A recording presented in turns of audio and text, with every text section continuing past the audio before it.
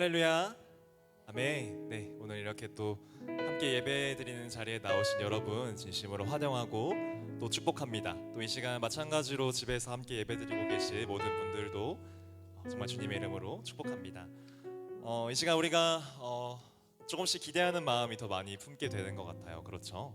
네, 이제 5월이 되고 날씨도 점점 따뜻해지고 있는데 정말 이 본당에서 또 교회에서 함께 드리는 예배가 회복되어 가는 것이 조금씩 이제 실감이 나는 것 같습니다. 이미 그 날을 먼저 기다리고 계셨던, 준비해두고 계셨던 주님께 이 시간 우리 함께 감사하는 마음으로 기도를 먼저 드리기 원합니다. 오신 분들도 또 각자의 자리에 계신 분들도 함께 기도로 마음을 모으시면서 마음을 정돈하시고 나아가도록 하겠습니다. 함께 기도합시다.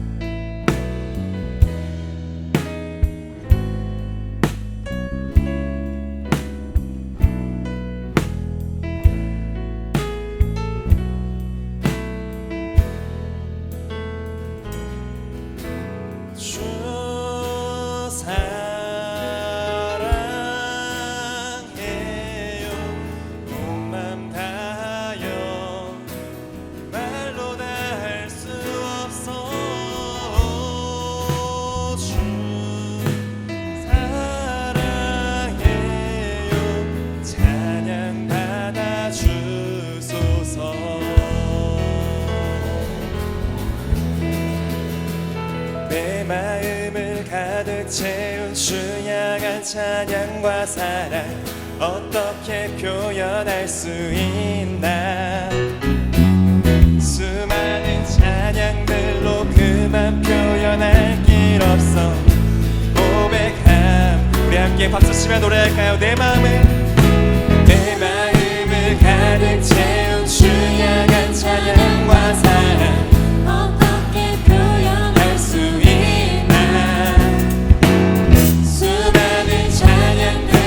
그만 표현할 길 없어.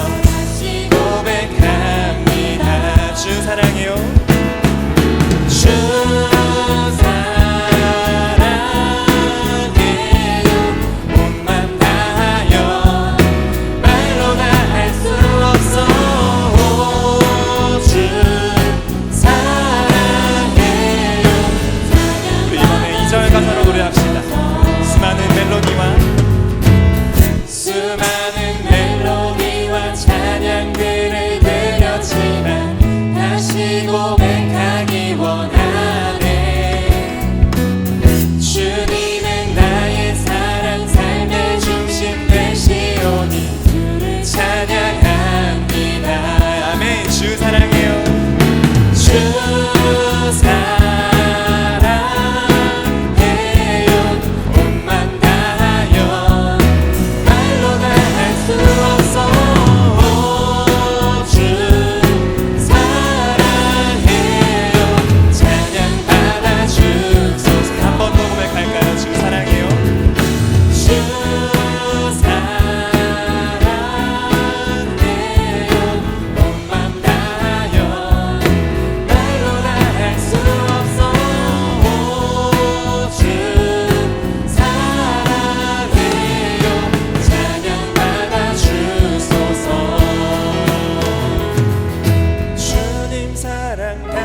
고백하는 새날 주심 감사해요.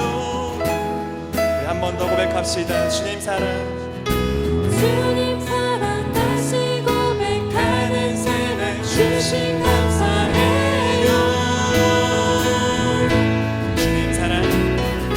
주님 사랑 다시 고백하는 찬양 주심 감사해요. 우리 마지막으로 주님 사랑. 주님 사랑 다시 고백하는 찬양 주님 감사해요. 아멘. 여러분들의 목소리로 주 사랑해요. 주 사랑해요. 온 맘 다하여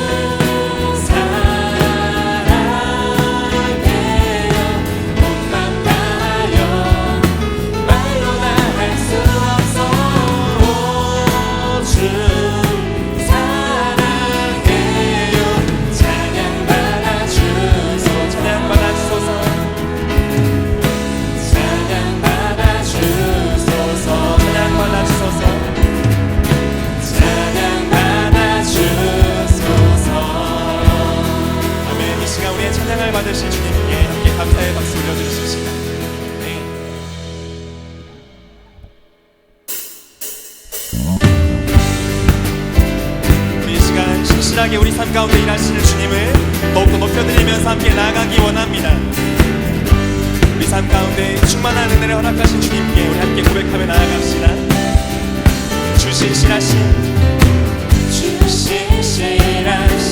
놀라워 죄인의 마음은 드네 자비의 물가로 인도하시니 그 무엇도 끊지 못해 주여 기억하소서 주여 기억하소서 주 백성 자녀들 신실한 주님의 약속 주님의 은혜 주님의 은혜 내게 넘치네 나를 향한 주 은혜 공의와 사랑 놀라워 공의와 사랑 놀라워 약한 자들 없으시네 구원의 노래로 구원의 노래로 인도하시니 만 백성 함께 찬양해 네, 주여 기억하소서 주여 기억하소서 주 백성 자녀들 신실한 주님의 약속 우리 함께 선포하며 나아갑시다. 주님의 은혜 내게 넘치네 나를 향한 주 은혜 한 번 더 주님의 은혜 주님의 은혜 내게 넘치네 나를 향한 주 은혜 주여 기억하소서 주여 기억하소서 주 백성 자녀들 신실한 주님의 약속 우리 한 번 더 고백할까요?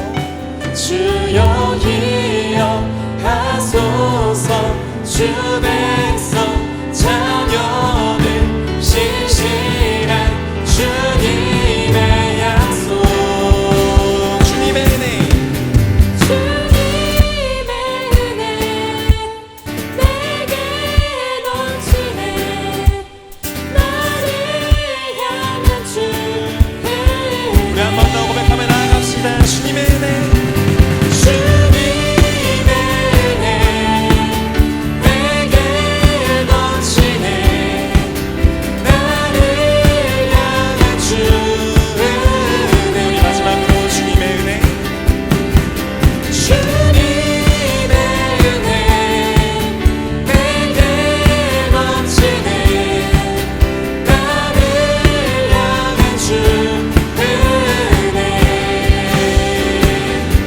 주 은혜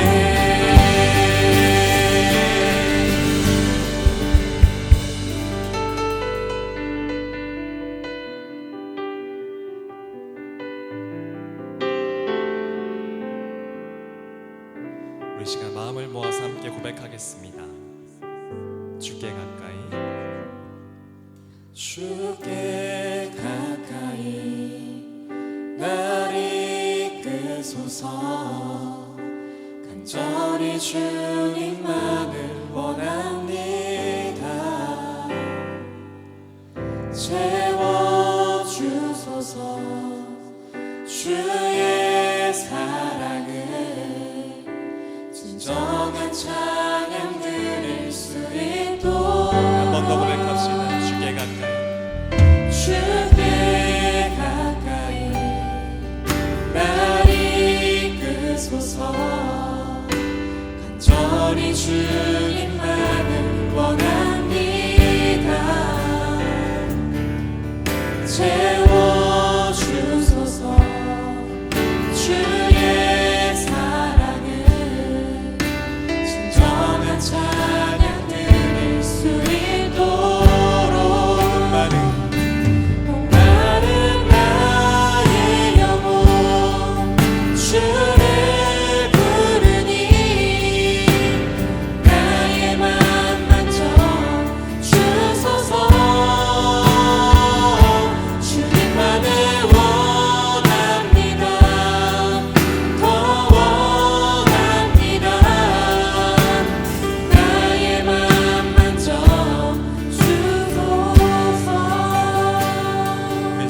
다시 한번 처음부터 고백하겠습니다. 주께 가까이 주께 가까이 날 이끄소서 간절히 주님만을 원합니다. 채워주소서 주의 사랑을 진정한 찬양 드릴 수 있도록 많은 나의 영혼 주를 부르니 나의 맘 만져 주소서. 주님만을 원합니다. 더 원합니다. 나의 맘 만져 주소서. 많은 나의 영혼 많은 나의 영혼 주를 부르니 나의 맘 만져 주소서. 주님만을 원합니다. 더 원합니다. 나의 맘 만져. 우리 이 시간 더욱더 큰 목소리로 간절하게 주님 앞에 나아가도록 하겠습니다. 목마른 나의 영혼 많은 나의 영혼 주를 부르니 나의 맘 만져 주소서. 주님만을 원합니다. 더 원합니다. 나의 맘 만져 주소서. 목마른 나의 영혼 많은 나의 영혼 주를 부르니 나의 맘 만져 주소서. 주님만을 원합니다. 더 원합니다. 나의 맘 만져 주소서.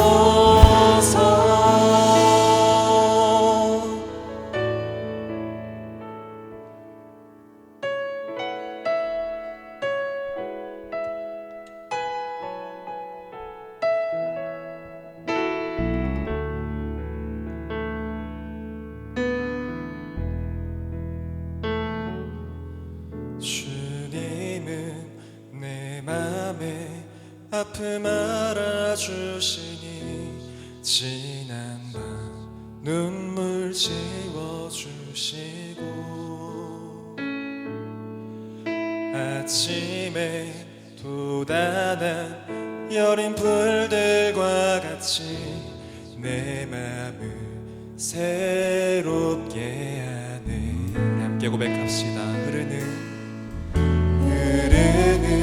시간에 보인 주의 영광은 내 삶을 밝게 비춰주시니 온 땅과 모든 삶보다 전에 계셨던 주님 창조의 주를 찬양하네. 주님은 거친 바다 위 나의 영혼 두 손으로 굳게 잡아주시네. 주님께 맡긴 인생의 여정 속에 아픈 만큼 기쁨의 날 주시네. 한 번 더 고백하겠습니다. 흐르는 시간에 보인 주의 영광은 내 삶을 밝게 비춰주시니 온 땅과 모든 삶보다 전에 계셨던 주님 창조의 주를 찬양하네.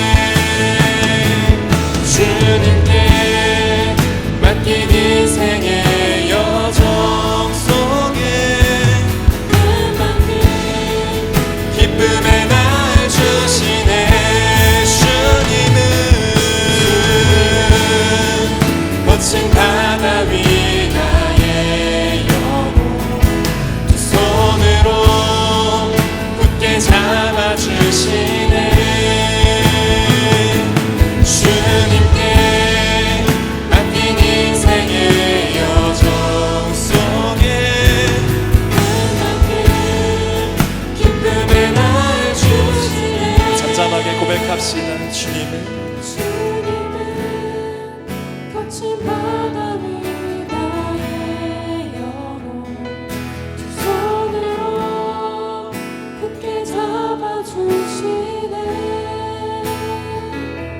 주님께 맡긴 인생의 여정 속에 아픈 만큼 우리 시간 두 손을 마음에 모으고 한 번 더 고백합시다.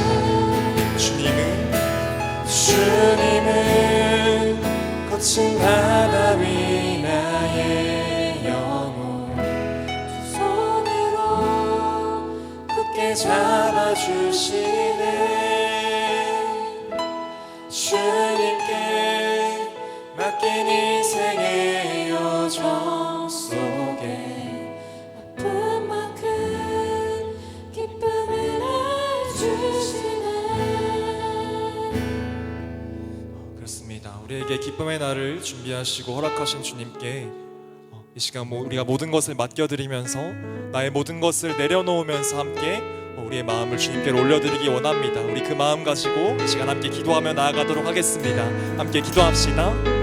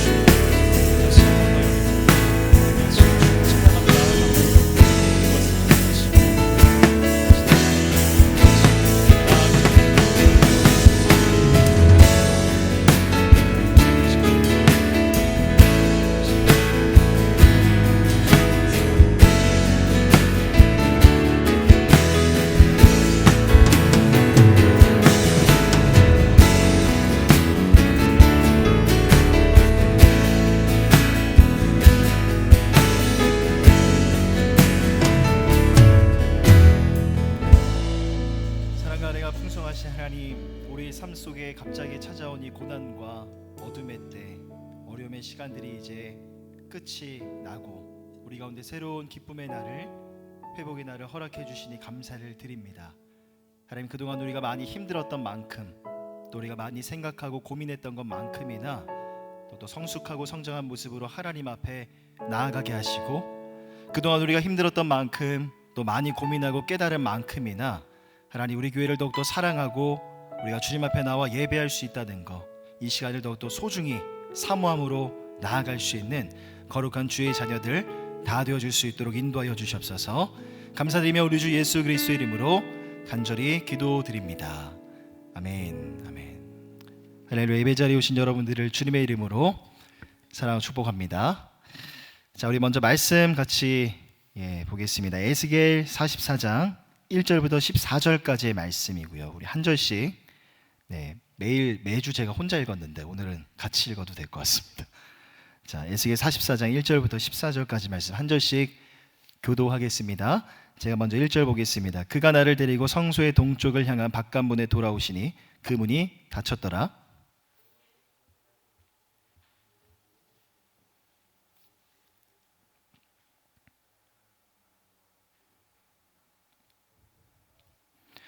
왕은 왕인 까닭에 안길로 이문 현관으로 들어와서 거기에 앉아서 나 여호와 앞에서 음식을 먹고 그 길로 나갈 것이니라.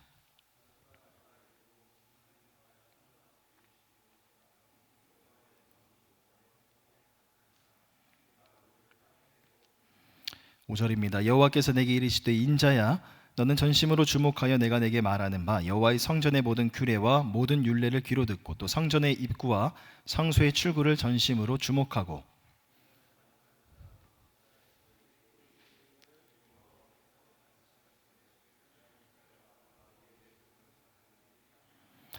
너희가 마음과 몸에 할례 받지 아니한 이방인을 데려오고 내 떡과 기름과 피를 드릴 때 그들로 내 성소 안에 있게 하여 내 성전을 더럽힘으로 너희의 모든 가증한 일 외에 그들이 내 언약을 위반하게 하는 것이 되었으며,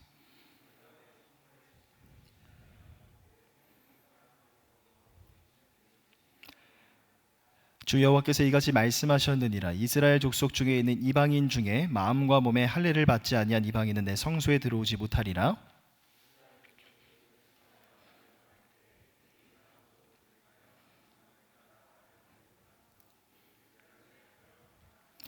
그러나 그들이 내 성소에서 수종들어 성전문을 맡을 것이며 성전에서 수종들어 백성의 번제의 희생물과 다른 희생물을 잡아 백성 앞에 서서 수종들게 되리라.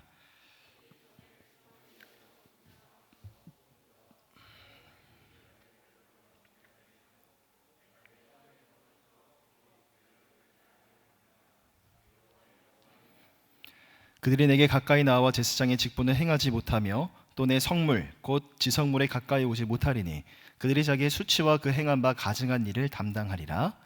그러나 내가 그들을 세워 성전을 지키게 하고 성전의 모든 수종드는 일과 그 가운데에서 행하는 모든 일을 맡기리라. 아멘. 우리 옆 사람 바라보면서 한번 이렇게 인사하겠습니다. 반갑습니다. 반갑습니다. 네, 눈으로 인사하시고.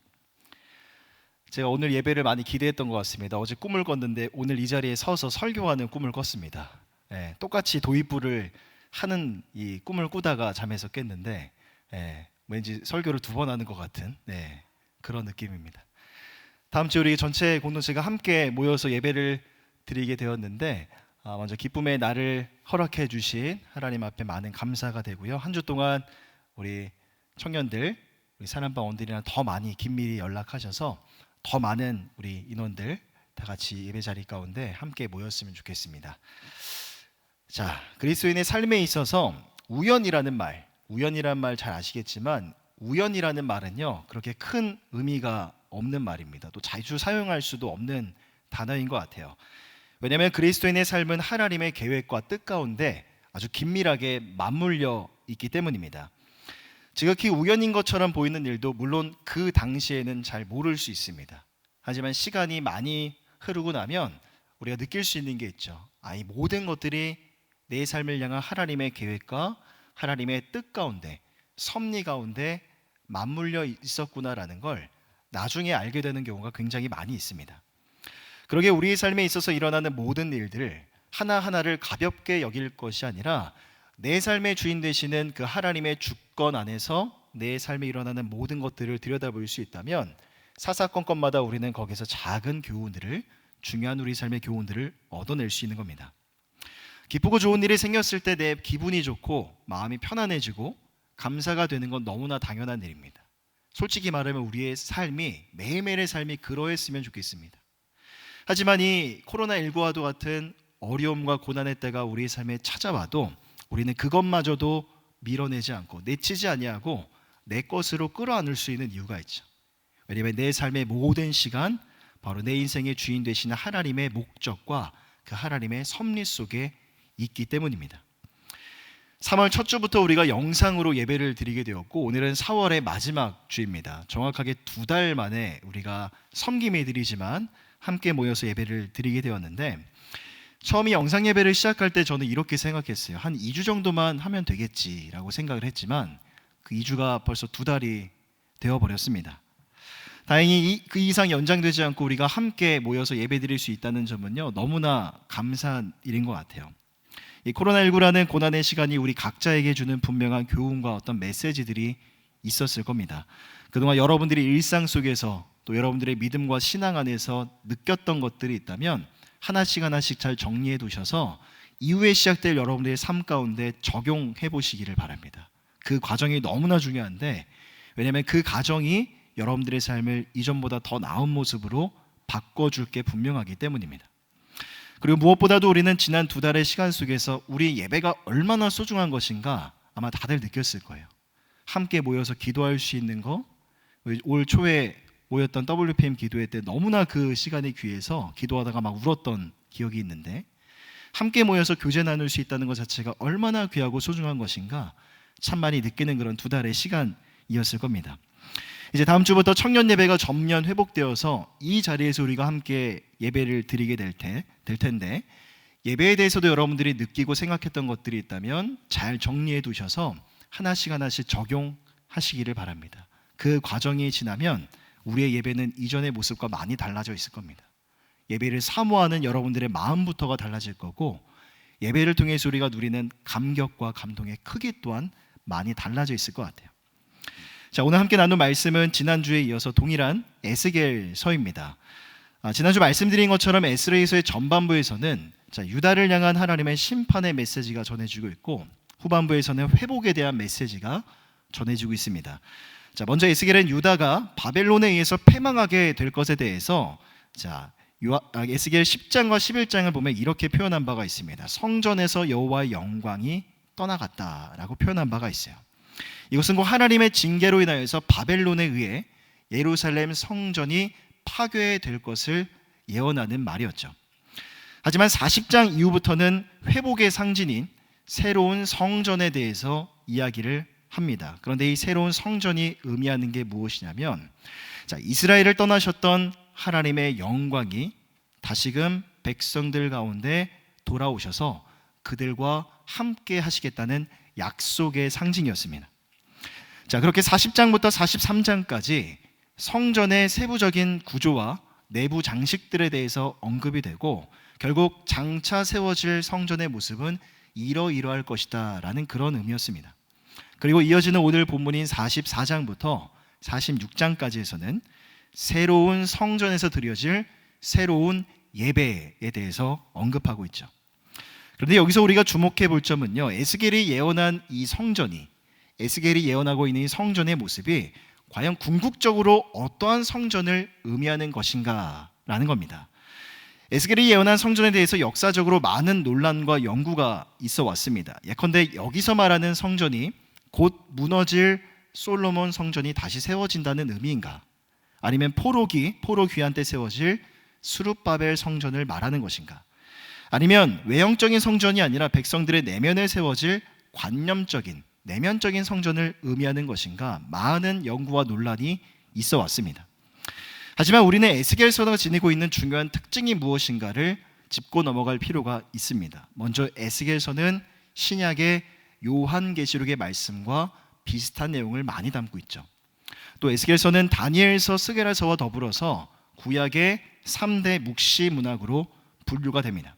이 말이 무슨 말이냐면, 에스겔 선지자는 심판 이후에 있을 회복에 대해서 예언하고 있는데, 그 회복이 비단 팔레스틴에 위치한 이스라엘에만 국한된 것이 아니라는 것이죠. 궁극적으로는 예수 그리스도의 재림을 통하여서 이루어질, 구속사의 정점에서 이루어질 새 하늘과 새 땅, 하나님 나라를 지향하고 있는 예언이라는 점입니다. 이러한 배경을 보았을 때 결국 여기서 에스겔이 예언하고 있는 새 성전은 바로 신약의 시대, 우리가 살아가고 있는 이 땅에 오신 예수 그리스도를 통하여 구원받는 자들의 모임의 공동체, 우리의 교회, 신약의 교회를 의미하고 있는 겁니다. 죄로 오염된 인간의 손에 의해서 이 세상에 세워진 성전은요, 불완전할 수밖에 없습니다. 그러한 성전은 곧 무너질 수밖에 없죠. 역사가 그것을 말해줍니다. 솔로몬의 성전도 무너졌고 그 위에 스룹바벨 성전도 무너집니다. 제3의 성전이라 할 수 있는 헤롯 성전도 완공된 지 6년 7년 만에 다시 무너지게 되었죠. 하지만 구약의 제사장을 통한 모든 제사의 규례를 완성하신 예수 그리스도, 율법의 완성이신 예수 그리스도를 통하여 세워진 그리스도의 몸된 교회는요, 완전한 겁니다. 그러기에 앞으로 살펴보겠지만 에스겔이 40장 이후에서부터 예언하고 있는 이 완전한 성전은 궁극적으로는 신약 시대의 교회, 우리의 교회로 보게 되는 것이죠. 그렇다면 에스겔은 왜 이 땅에 세워질 성전도 아닌데 무려 9장에 걸쳐서 새 성전에 대해서 예언하고 그곳에서 드려질 새로운 예배에 대해서 서술을 하고 있는 것일까? 그 이유는 다시 회복될 이스라엘 백성들에게 새로운 질서를 보여주기 위함이었습니다. 그리고 지금은 비록 포로가 되어서 암울한 상황 가운데 있지만 그들이 분명 다시 회복되어서 하나님과 연합할 수 있을 것이라는 소망을 주기 위함이었던 것이죠. 그러게 이스라엘 백성들은 에스겔의 예언 앞에서 지금보다 더 나은 미래를 소망하는 큰 힘과 위로를 얻었을 게 분명합니다. 그렇다면 이미 신약 시대를 살아가고 있는 저와 여러분들에게 있어서 이 에스겔의 예언이 주는 의미는 무엇일까? 바로 하나님께서 우리 교회를 어떻게 생각하고 계시는지, 또 교회 안에서 드려지는 우리의 예배 가운데 하나님이 우리에게 무엇을 원하시는지에 대한 우리 힌트를 얻을 수가 있습니다. 그리고 그 교훈들에 대한 깊이 있는 고민은 다음 주부터 우리가 함께 모이게 될 텐데 곧 다시 시작될 우리의 예배, 다시 회복될 우리의 일상에 있어서 매우 유익하고 의미 있는 고민이 될 것만 같습니다. 자, 44장부터 46장에서는 새롭게 드려질 예배에 대한 명령과 지침이 언급된다고 말씀드렸는데 구체적으로 오늘 본문을 살펴보면 새 성전을 위해서 봉사할 자들의 자격과 그리고 그들이 유념해야 될 것을 말씀하고 있습니다. 먼저 1절부터 3절을 보면 하나님의 영광이 들어오셨던 성전의 동쪽 문을 완전히 폐쇄할 것을 말씀합니다. 자, 앞서 말씀드린 것처럼 에스겔은 에스겔 10장과 11장에서 여호와의 영광이 성전의 동문을 통해 떠나는 환상을 본 바가 있습니다. 자, 그리고 이것이 예루살렘의 성전이 파괴되는 것을 상징했는데 자, 전장인 43장 4절을 보면 이렇게 말씀합니다. 여호와의 영광이 동문을 통하여 성전으로 들어가고 자, 또 다른 환상을 보죠. 과거 성전 동문에 머무시다가 떠나셨던 하나님의 영광이 이제는 새로운 성전의 동문을 통해서 다시 들어오는 환상을 보게 됩니다. 그리고 1절과 2절에서는 이렇게 말하죠. 그가 나를 데리고 성소의 동쪽을 향한 바깥문에 돌아오시니 그 문이 닫혔더라. 여호와께서 내게 이르시되 이 문은 닫고 다시 열지 못할지니 아무도 그리로 들어오지 못할 것은 이스라엘 하나님 나 여호와가 그리로 들어왔음이라. 그러므로 닫아 둘지니라. 자, 1절에서도 문이 닫혔고 2절도 보면 문은 닫고 다시 열지 못할지니 삼중적인 표현으로 성전의 동쪽 문이 완전히 닫혔음을 이야기합니다. 이 성전의 동문이 완전히 봉쇄가 되었다는 게 과연 무슨 의미인가? 새 성전에 들어오신 하나님의 영광이 다시는 떠나지 아니할 것이다. 다시는 떠나지 아니하고 영원히 그곳에 거하실 것이라는 약속이었던 겁니다. 에스겔이 예언했던 새 성전이 궁극적으로 장차 임할 하나님의 나라를 예표한다고 보았을 때 결국 하나님의 영광이 다시는 떠나지 아니할 것이라는 이 말은요, 장차 예수님이 재림하시고 하나님 나라가 완성되면 그날 완전한 하나님 나라에서 하나님이 우리와 영원히 함께 하시겠다라는 그 약속이 되는 겁니다. 요한계시록 21장 3절을 보면 이렇게 말씀합니다. 내가 들으니 보좌에서 큰 음성이 나서 이르되 보라 하나님의 장막이 사람들과 함께 있음에 하나님이 그들과 함께 계시리니 그들은 하나님의 백성이 되고 하나님은 친히 그들과 함께 계셔서 영원히 우리와 함께 하시겠다는 거죠. 그리고 이 3절은 우리가 잘 알고 있는 4절로 이어지게 됩니다. 자, 요한계시록 21장 4절을 한 목소리로 우리가 읽어보겠습니다. 시작. 모든 눈물을 그 눈에서 닦아주시니 다시는 사망이 없고 애통하는 것이나 곡하는 것이나 아픈 것이 다시 있지 아니하리니 처음 것들이 다 지나갔음이러라. 결국 장차 완성될 하나님의 나라, 다시는 사망이나 애통함이나 죽음도 질병도 없는 그 날에 대한 소망이 지금 힘들고 어려운 이 땅에서의 삶을 묵묵히 살아가게 하는 강력한 힘이 되는 겁니다. 자, 그런데 하나님이 당신의 백성들과 함께 하시겠다라는 약속은요, 그날에만 적용되는 게 아닙니다. 바로 예수 그리스도를 통해 세워진 신약의 교회, 지금 이 교회 안에 머물러 있는 우리들에게도 동일한 약속이 되는 것이죠.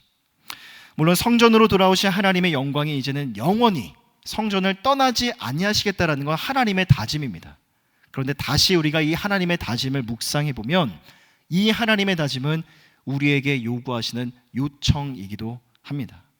결국 하나님의 영광이 이 성전에 가득하니 그 영광에 걸맞는 예배, 경외함을 하나님은 우리에게 요구하시는 것이죠. 그러게 이제 5월 첫 주가 되면 청년 공동체 모두가 함께 모여서 우리가 함께 예배를 드리게 될 텐데 다시 시작될, 다시 회복될 예배 앞에서 우리가 첫 번째로 기억해야 될 것이 바로 이것입니다. 우리 교회 가운데, 이 성전 가운데 하나님의 영광이 가득히 임하신다는 거죠. 한번 우리 옆 사람 보면서 한번 선포하겠습니다. 하나님의 영광이 이곳에 가득하십니다. 시작. 하나님의 영광이 이곳에 가득하십니다. 제가 정말 좋아하는 구절이 있고 이 교회를 축복하면서 기도할 때 이 구절로 많이 기도하는 한 말씀이 있습니다. 시편 96편 6절인데요. 존귀와 위엄이 그의 앞에 있고 능력과 아름다움이 그의 성소에 있도다. 하나님의 영광이 이곳에 가득하고요. 존귀와 위엄이 능력과 아름다움이 있는 곳이 바로 이 교회, 우리가 함께 모여있는 이 거룩한 성전입니다. 하지만 오늘날 교회가 세상 속에서 차지하고 있는 위치와 위상을 보면요, 너무 마음이 안타깝습니다. 참으로 개탄스럽기까지 하죠. 지난주에 제가 설교했던 것처럼 우리는 왜 교회가 이 상황이 됐는지, 이 지경까지 오게 되었는지 그 책임과 이유, 원인에 대해서 우리는 하나님께 물을 수 없습니다. 왜냐하면 우리 하나님은 우리 교회를 사랑하시고 존귀하게 여기시고 우리 교회를 아끼시기 때문이죠. 그렇다면 누구에게 책임이 있겠습니까? 바로 저와 여러분들에게, 우리에게 책임이 있는 것이죠. 에베소에 보면 그리스도가 교회의 머리가 되시고 우리는 그 몸의 지체라고 말씀합니다. 에베소 1장 22절을 보면 또 만물을 그의 발 아래 복종하게 하시고 그를 만물 위에 교회의 머리로 삼으셨느니라. 5장 30절입니다. 우리는 그 몸의 지체임이라. 자, 그리스도가 교회의 머리가 되신다는 이 말은요, 그리스도가 가장 높은 곳에 올라가셔서 아무것도 안 하시고 스스로 그냥 높은 권위 있는 자리만을 차지하시겠다라는 그런 말이 아닙니다. 교회의 머리가 되셔서 그의 손과 발된 저와 여러분들을 통해서 함께 일하시고 함께 동역하기를 원하신다는 것이죠. 어떠한 동역을 말합니까? 교회의 영광이, 이 교회 안에 가득한 하나님의 영광이 온 세상 가운데 충만하게 퍼져나가는 그 사역. 교회가 세상 가운데 여전히 빛과 소금의 역할을 감당하고 교회가 세상 속에서 위로와 소망의 일들을 감당하는 그 사역을 하나님이 우리와 함께 하기를 원하신다는 거죠. 하지만 지금 현재 교회가 처한 현실을 보십시오. 하나님의 영광이 임하시고 존귀와 위엄과 능력과 아름다움이 있는 곳이 바로 이 교회인데 우리 교회가 세상으로부터 많은 지탄과 비판의 대상이 되었습니다. 엄밀히 말하면 지금도 하나님의 영광은요, 우리 성전 가운데 가득하십니다. 그런데 세상은 자꾸만 그게 아니래요. 우리는 이곳에 하나님의 영광이 가득하다 말하는데 세상은 아니라고 말합니다. 우리는 보라고 말하는데 세상은 볼 수가 없다고 말해요. 누구 때문이겠습니까? 저와 여러분들 때문인 거죠. 우리가 그동안 세상 속에서 살아봤던 구체적인 삶의 모습들이 세상 속에 쌓이고 또 쌓여서 우리는 2달 동안 모이지 못해서 너무나 속이 상하고 마음이 안타까운데 세상은 어느 누구도 우리의 상황과 우리의 처지를 염려해 주지 않는 겁니다. 에스겔 선지자가 말하는 새 성전은 큰 의미에서 보았을 때는 장차 임할 하나님의 나라, 우리의 교회이기도 하지만 작은 의미에서 본다면 바로 우리의 몸을 의미합니다. 고린도전서 3장 16절과 17절을 우리가 한번 한 목소리로 읽겠습니다. 시작. 너희는 너희가 하나님의 성전인 것과 하나님의 성령이 너희 안에 계시는 것을 알지 못하느냐. 누구든지 하나님의 성전을 더럽히면 하나님이 그 사람을 멸하시리라. 하나님의 성전은 거룩하니 너희도 그러하니라. 결국 잃어버리고 깨어져 버린 그 하나님의 영광을, 땅바닥에 떨어진 것만 같은 이 교회의 권위를 다시 회복시킬 수 있는 건요, 그 핵심적인 열쇠는 바로 우리입니다. 우리의 삶인 거죠.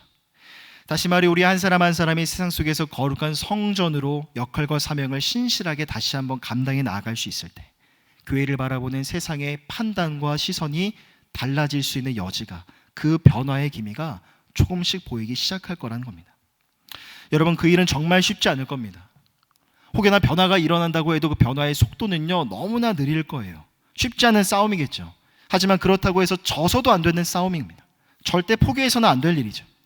왜냐하면 하나님이 그걸 우리에게 원하시고 그것이 또한 그렇게 불가능한 일은 아니기 때문입니다. 코로나 사태 이후 예배가 회복된다는 건 너무나 감사하고 기쁜 일입니다. 하지만 이 회복의 시점을 바라보면서 마음속에 여러 가지 많은 과제가 주어진 것 같아서 참 마음이 불편할 때가 많습니다. 코로나 사태로 인하여서 분명히 우리가 알게 된 사실은 이겁니다. 교회를 바라보는 세상의 판단과 시선이 여전히 좋지 않다는 거죠. 어쩌면 교회를 바라보는 세상의 시선이 더 혐오적이고 냉소적인 것으로 바뀌었다라고 보는 게 더 정확해 보입니다. 그 판단과 시선을 바꿔야 되는 것이, 변화시켜야 되는 것이 바로 우리에게 주어진 과제인 겁니다. 2020년 5월을 바라보고 있는 우리에게 주어진 핵심 과제인 것이죠. 부디 여러분 스스로가 하나님의 거룩한 성전이라는 걸 잊지 마시기를 바랍니다. 또한 여러분 한 사람 한 사람을 교회의 머리가 되신 예수님께서 교회의 손과 발들로 지체들로 부르셨고 여러분들과 함께 동역하기를 원하신다는 거 절대 잊지 마시기를 바랍니다. 다음 주에 우리가 함께 모여서 예배를 드리게 되면 이제는 이 성전에 가득한 하나님의 영광에 합당한 예배를 우리가 드려야겠지만 여러분들이 세상 속에서 살아갈, 여러분들이 세상 속에서 드려야 될 삶의 예배도 소홀히 하지 않는 그 예배의 모습을 조금 더 아름답게 갖고 나갈 수 있는 우리 모든 청년들이 다 되시길 바랍니다. 그것이 바로 다음 주에 우리가 만나게 될, 임하게 될, 다시 시작될 예배 앞에서 우리가 반드시 기억해야 할 것입니다. 자, 계속해서 본문을 살펴보면 새롭게 드려질 예배에 대한 구체적인 지침을 계속 제시하고 있습니다. 4절부터 14절을 보면 하나님은 과거 레위인들이 저지른 죄를 하나 언급하십니다. 9절을 보면 주 여호와께서 이같이 말씀하셨느니라 이스라엘 족속 중에 있는 이방인 중에 마음과 몸에 할례를 받지 아니한 이방인은 내 성소에 들어오지 못하리라. 실제로 과거부터 할례를 받지 못했던 이방인들은 성전에 들어갈 수가 없었습니다. 이것이 전통적으로 이스라엘 백성들 가운데 매우 엄격하게 지켜진 규정 중에 하나였죠. 그런데 그동안 어떤 일들이 이루어졌는지 보니까 7절과 8절에서 말씀하는 것처럼 영적인 리더십으로 부름받았던 레위인들이 타락하기 시작합니다. 일반 백성들과 똑같은 죄를 저질러요. 뿐만 아니라 레위인들만 감당할 수 있었던 제사장 자리에 일반인을 데려다가 아무런 자격이 없는 이방인을 데려다가 그 자리에 앉혔던 겁니다. 실제로 역사를 거슬러 올라가 보면 분열왕국 시대 북이스라엘의 초대 왕이었던 여로보암이 바로 이런 죄를 저질렀습니다. 역대하 11장 15절입니다. 여로보암이 여러 산당과 순념소 우상과 자기가 만든 송아지 우상을 위하여 친히 제사장들을 세움이라. 친히 제사장을 세움이라. 분열왕국 시대 여로보암은 정치적인 이해관계 때문에 그동안 제사장 역할을 감당했던 레위인들을 모조리 다 남유다 땅으로 추방해버립니다. 그리고 대신 아무런 자격 없는 자들을 자기의 마음대로 자기 임의대로 세운 것이죠. 어쩌면 그게 시작이었을지 몰라요. 그 옛날 이스라엘 역사 속에서 영적 암흑기였던 사사시대가 그러했던 것처럼 영적 리더십의 역할을 감당했던 레위인들이 타락하자 일반 백성들이 타락했고 시간이 조금 흐르니까 제사장이든 레위인들이든 일반 백성이든 모두가 다 똑같이 타락의 길을 걸었던 것처럼 이때도 동일했던 것이죠. 에스겔 44장 10절에 보면 이렇게 말씀합니다. 이스라엘 족속이 그릇 행하여 나를 떠날 때에 레위 사람도 그릇 행하여 그 우상을 따라 나를 멀리 떠났으니 그 죄악을 담당하리라. 결국 하나님이 레위인들에게 그 죄악을 담당하리라 징계를 주셨는데 어떤 징계인고 하니 13절입니다. 그들이 내게 가까이 나와 제사장의 직분을 행하지 못하며 또 내 성물 곧 성물에 가까이 오지 못하리니 그들이 자기의 수치와 그 행한 바 가증한 일을 담당하리라. 징계의 핵심입니다. 하나님은 레위인들로 하여금 그들이 과거에 감당할 수 있었던 일, 제사에 직접적으로 수종드는 업무에 전혀 관여하지 못하게 만드셨어요. 결국 레위인들은 자신들이 저지른 죄로 인하여서 거룩한 성전을 향해 봉사하는 그 직분을 잃어버리게 된 겁니다. 그런데 여기서 끝이 아니에요. 그러한 레위인들에게도 하나님의 은혜는 그럼에도 불구하고 여전히 유효했습니다. 14절 말씀을 함께 한 목소리로 읽겠습니다. 시작. 그러나 내가 그들을 세워 성전을 지키게 하고 성전의 모든 수종드는 일과 그 가운데에서 행하는 모든 일을 맡기리라. 하나님이 레위인들을 선택하셨어요. 한 번 선택하신 레위인들을 잊지 않으셨습니다. 다시 품에 끌어안아 주셨죠. 물론 과거 그들이 감당했던 역할과 의무보다는 훨씬 격화된 일이었고 직접적이진 않아도 여전히 하나님 가까이에서 성전 가까이에서 봉사할 수 있는 새로운 기회와 은혜, 긍휼을 다시금 레위인들에게 허락해 주신 겁니다. 또 오늘 우리가 함께 읽은 본문은 아니지만 15절 말씀을 보면 그동안 충성스럽게 직임을 감당했던 사독 가문의 사람들에게만은 제사장 역할을 감당할 수 있게 하신 것도 하나님이 레위인들에게 베푸신 은혜라고 할 수가 있죠. 결국 본문에서 레위인들을 대하시는 하나님의 모습과 속성을 통해서 우리가 얻을 수 있는 교훈이 있습니다. 하나님은 한 번 선택하신 자 영원히 잃어버리지 아니하시고 당신의 사랑의 품 안에 품어 안아 주신다는 거죠. 구체적으로 우리의 삶에 적용해 본다면 다시 시작될 예배, 다시 회복될 우리의 일상 속에서 우리가 기억해야 될 두 번째 교훈은 바로 이것입니다. 바로 죄인을 멀리하지 아니하신 하나님 앞에 참회와 회개의 모습으로 나아가야 한다는 겁니다. 앞서 저는 회복될 예배 앞에서 물론 마음이 기쁘고 참 즐겁지만 많은 감사가 되지만 한편으로는 마음이 참 불편하다라는 말씀을 드렸습니다.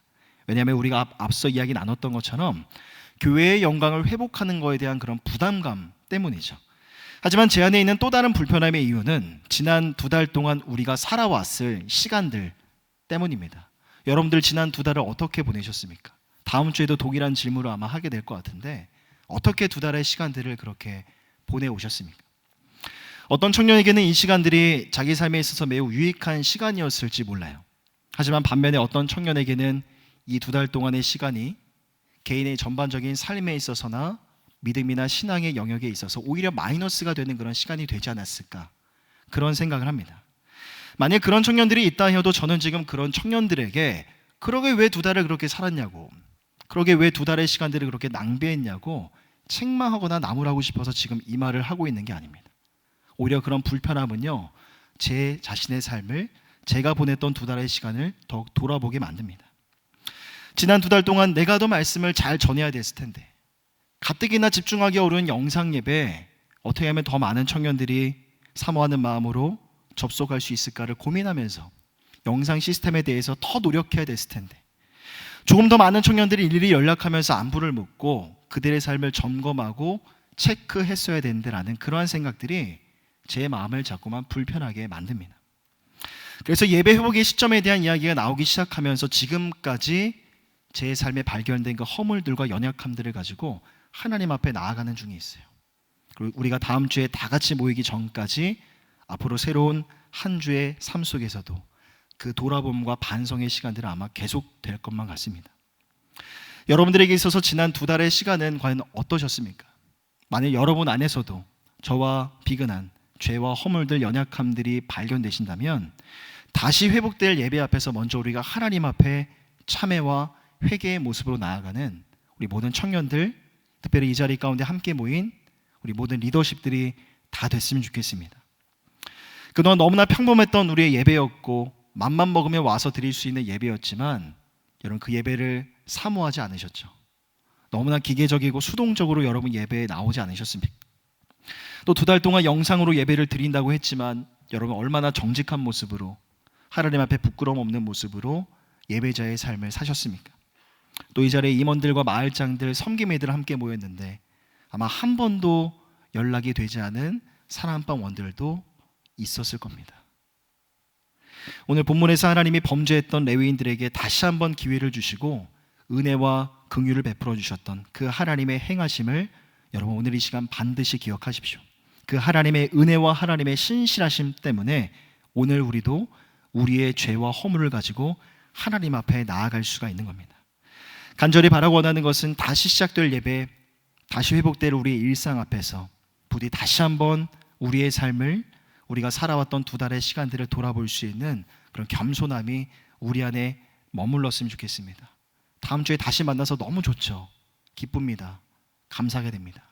하지만 단순한 기쁨, 단순한 희구와 어떤 감사보다도 오히려 지난 2달의 시간들을 복귀해 보면서 겸손함으로 회복의 때를 준비하는 우리 모든 청년들이 다 되셨으면 좋겠습니다. 마지막으로 시편 119편 71절을 보면요, 시편 기자는 이렇게 고백합니다. 우리 함께 한 목소리로 읽어보겠습니다. 시작. 고난당한 것이 내게 유익이라 이로 말미암아 내가 주의 율례들을 배우게 되었나이다. 지난 수요 설교 때 함께 나눴던 말씀인데, 여러분 고난 자체는요 힘들고 어려운 겁니다. 고난은 어두운 거예요. 우리 삶에 찾아오지 않았으면 합니다. 하지만 시편 기자의 고백처럼 그리스도인의 삶에 있어서 고난당하는 것이 우리 삶의 유익이고 우리 삶의 축복이라고 고백할 수 있는 이유가 있죠. 왜냐하면 고난은 어둠인 게 맞아요. 하지만 고난을 우리가 잘 살펴보면 그 안에 빛이 있기 때문입니다. 그 안에 우리가 기대하지 못했던 보배도 담겨져 있기 때문이죠. 코로나19라는 고난의 시간은 참 많이 힘들고 어려운 시간이었을 겁니다.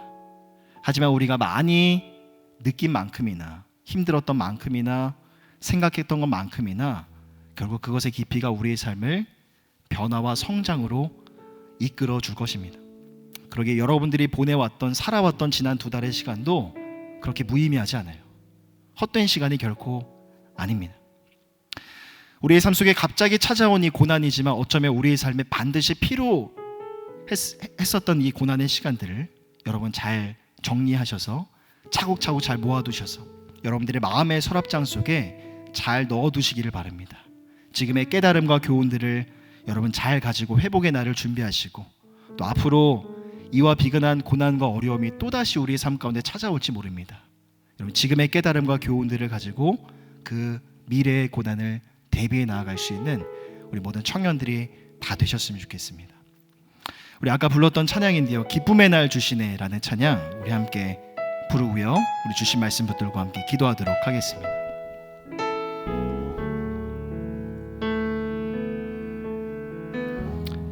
주님은 내 마음의 아픔 알아주시니, 주님이 내 마음의 아픔 알아주시니, 지난 밤 눈물 씻어주시고 아침에 또 다른 여린 풀들과 같이 내 맘이 새롭게 하네. 흐르는 시간에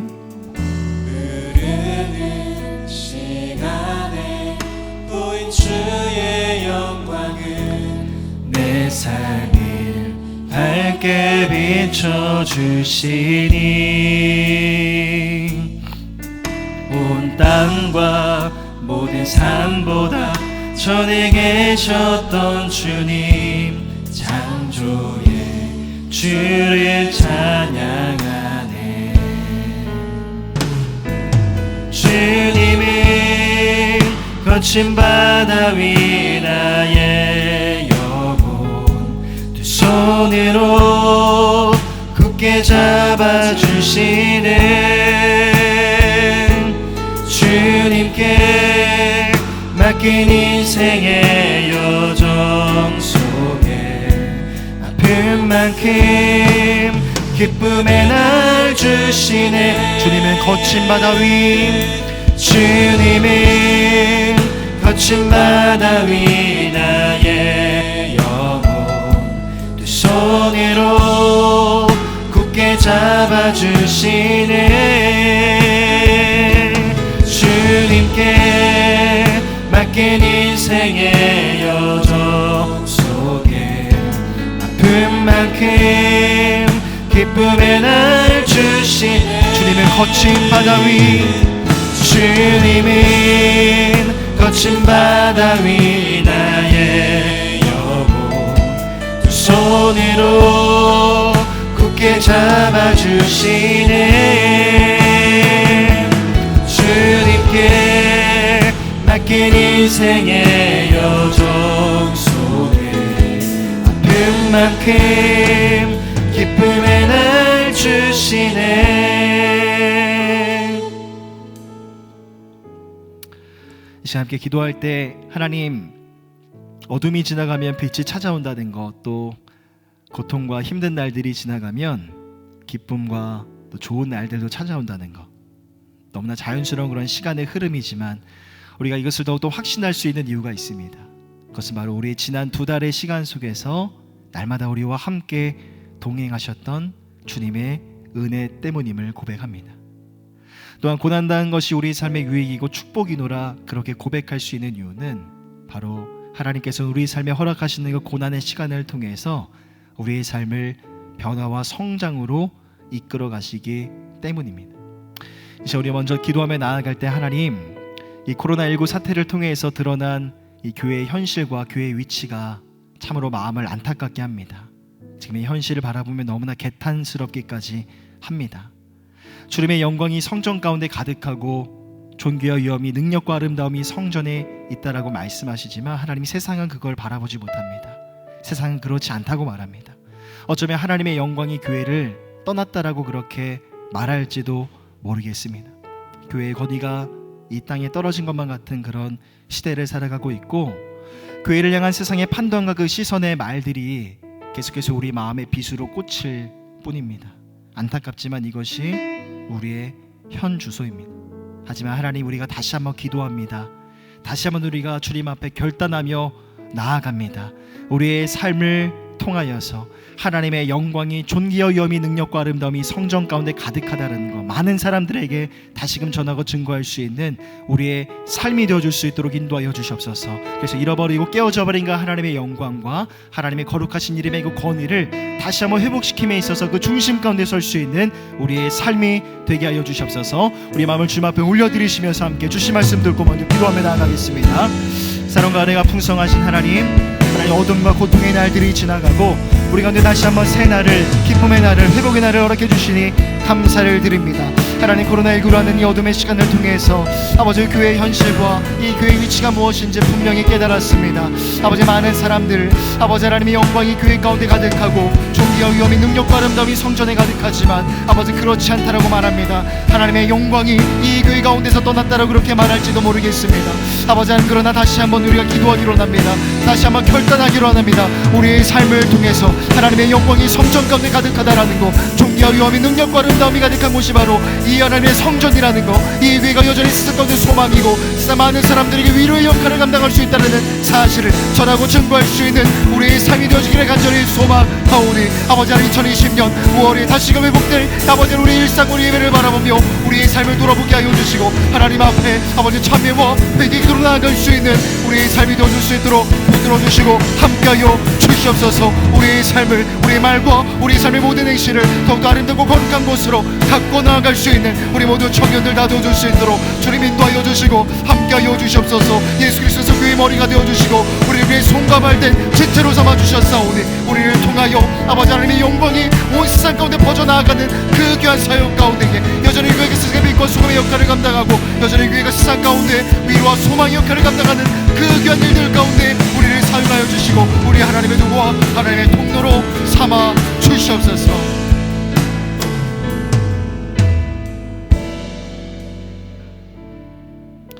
이제 우리 한 번 더 기도할 때 하나님, 다음 주에 우리가 함께 모여서 다 같이 찬양하고 예배할 수 있다는 거 너무나 기쁘고 감사한 일입니다. 하지만 왜 자꾸만 우리 마음에 불편함이 있는지 모르겠습니다. 하나님, 우리가 지금까지 살아왔던 시간들을 돌아보게 하여 주시옵소서. 어떻게 내가 하나님을 예배했는지, 내가 하나님 앞에서 어떤 모습으로, 또한 세상 가운데 어떤 모양으로 그렇게 살아왔는지 하나님, 우리의 삶을 돌아보게 하여 주시옵소서. 우리가 지난 2달 동안 살았던 삶의 모습은 반드시 예배 자리 가운데서 나타날 겁니다. 또 하나님 앞에서 그 모습이, 그 결과가 분명히 나타날 겁니다. 하지만 하나님, 범죄한 레위인들에게 다시금 주님이 주셨던 그 기회와 은혜와 긍휼 때문에 우리도 우리의 삶에 발견되어지는 죄와 허물들을 가지고 다시 한번 주님 앞에 나아갈 수 있음을 고백합니다.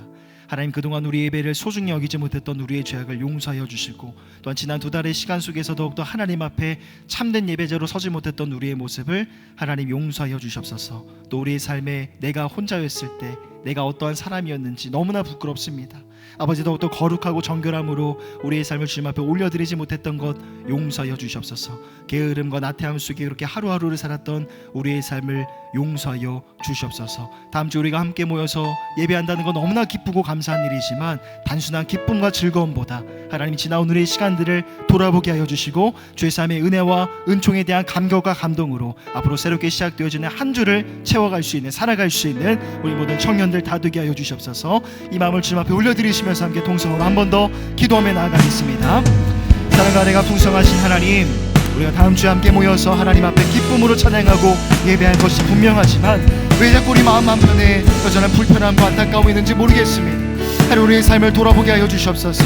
아버지 하나님, 죄가 더한 곳에 주님의 은혜가 넘쳐난다라고 말씀하신 주님, 우리가 비록 지난 2달의 시간 속에서 하나님 더욱더 예배하지 못했고 더욱더 거룩하고 정결함으로 살아가지 못했고 우리 주변에 있는 이웃들과 우리 사람 가운데를 돌아보지 못했을지라도 아버지, 우리의 삶 속에 발견되는 죄와 연약함들, 그 허물들을 가지고 주님 앞에 나아갈 때에 아버지, 우리의 죄를 용서하여 주시고 아버지 하나님, 우리의 죄를 아버지 치유해 주시고 있습니다. 우리의 삶을 다시 한번 거룩하고 정결한 주의 백성들로 빚어주시고 있습니다. 그 은혜와 사랑으로 주의 삶의 은혜와 은총과 아버지 감격과 감동으로 우리 새로운 한 주를 채워나갈 수 있는 우리 모든 리더십들 다 되어줄 수 있도록 인도하여 주시고 함께하여 주시옵소서. 아버지 하나님, 이 시간 결단합니다. 기도합니다. 하나님 앞에서, 주의 말씀 앞에서 참된 예배로서의 정체성을 다시 한번 굳건하게 세워나가게 하여 주시고 아버지, 2020년 5월 이후부터 시작되어지는 새로운 인생의 모든 시간 속에서 하나님을 더욱더 사랑하고 우리 공동체 안에서 아버지 형제와 자매와 이웃들을 더욱더 사랑하며 아버지 예배자로서의 우리 정체성을 굳건하게 세워나갈 수 있는 우리 모든 주의 자녀들, 주의 백성들 다 되어줄 수 있도록 주님 인도하여 주시고 함께하여 주시옵소서.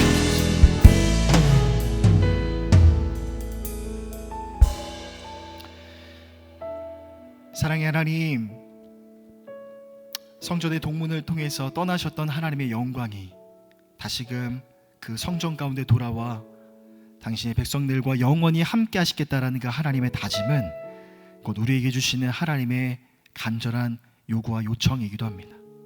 바로 이 성전에 가득한 그 하나님의 영광을 바라보고 하나님을 경외하고 예배하는 삶을 살 것을 하나님 우리에게 요구하십니다. 하나님, 지난 2달 동안 정말 많이 힘들었습니다.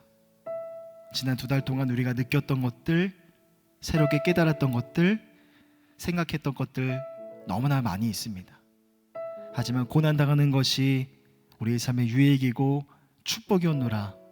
지난 2달도 그러했다라고 우리가 주님 앞에 고백할 수 있는 이유는 지난 2달의 시간 속에서 우리가 경험한 모든 것들을 통해서 하나님은 우리의 삶의 변화와 성장으로 인도하시기 분명하기 때문임을 고백합니다. 하나님, 다음 주 우리가 함께 모여서 예배하는 거 너무나 기쁩니다. 너무나 감사합니다. 너무나 마음이 즐겁습니다.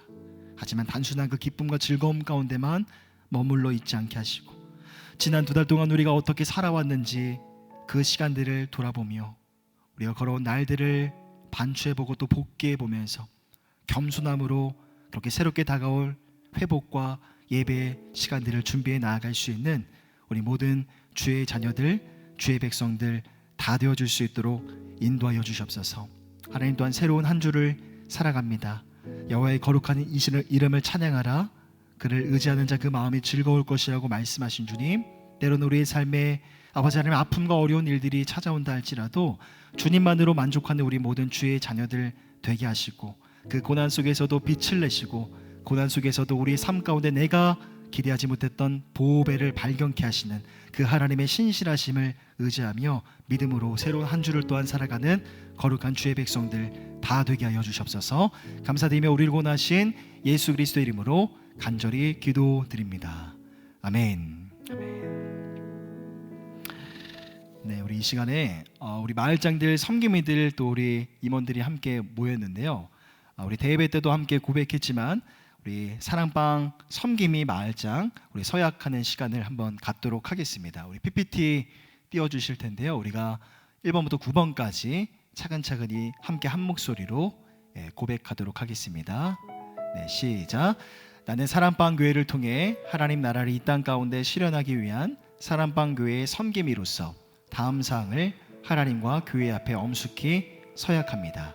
첫째, 나는 매일의 경건 생활을 통해 지속적인 영적 성숙을 도모하고 남을 가르치고 변화시키기 전에 하나님 앞에서 나 자신부터 변화하는 사람이 되겠습니다. 둘째, 나는 가정과 직장, 신앙생활에 있어 성경적 원리를 준수함으로 사랑방 원들과 믿지 않는 자들의 본이 되겠습니다. 셋째, 나는 서울홍성교회의 비전이 각 가정과 사랑방 원들의 삶을 통해 실현되도록 섬기는 지도자가 되겠습니다. 넷째, 나는 매주 성실히 사랑방 모임을 인도하고 사랑방 원들의 형편을 부지런히 살펴 마을장과 함께 목양 사역에 최선을 다하겠습니다. 다섯째, 나는 사랑방 원들이 사랑방 모임을 통해 힘을 얻고 자신과 각 가정, 교회 사역의 성장을 경험할 수 있도록 기도로 중보하고 최선을 다해 돕겠습니다. 여섯째, 나는 사랑방 교회가 한 영혼을 그리스도께 인도하는 일에 최우선적 관심과 열정을 기울일 수 있도록 돕겠습니다. 7번째, 나는 새 가족들의 교회와 사랑방 교회에 잘 정착하도록 헌신하며 사랑방원들의 애경사를 돌보고 정기적으로 신방하겠습니다. 8번째, 나는 사랑방원들의 믿음이 그릇된 길로 인도되지 않도록 늘 기도할 것이며 특히 교회 밖 성경 공부, 내적 치유, 성령 집회에 참석할 경우 지역 목사와 먼저 상담하여 이단을 분별하고 경계하도록 최선을 다해 돌아오겠습니다. 9번째, 나는 마을장과 정기적인 만남을 통해 사랑방 사역을 점검하고 마을장과 지역 목사의 지도를 따르도록 하겠습니다. 2020년 4월 26일 사랑방 섬김이 네, 우리가 고백했던 것처럼 이제 다음 주에 우리가 함께 다 같이 모여서 당장 사랑방 모임을 시작할 수는 없겠지만 우리가 함께 고백한 것처럼 이 가치와 철학들을 우리 마음 가운데 담아서 우리 새로운 회복의 때를 준비하는 모든 리더십들이 다 되셨으면 좋겠습니다. 네, 그다음에 우리 회장 나오셔서 우리 오늘 주일 광고 전해주도록 하겠습니다.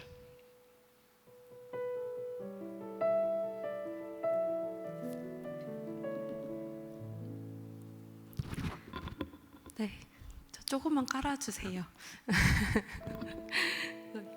오늘 오신 리더십 여러분을 환영합니다. 저희가 아까 목사님께서 예배에 관련돼서 얘기를 간단하게 해주셨는데 조금 세부적으로 알려드릴게요.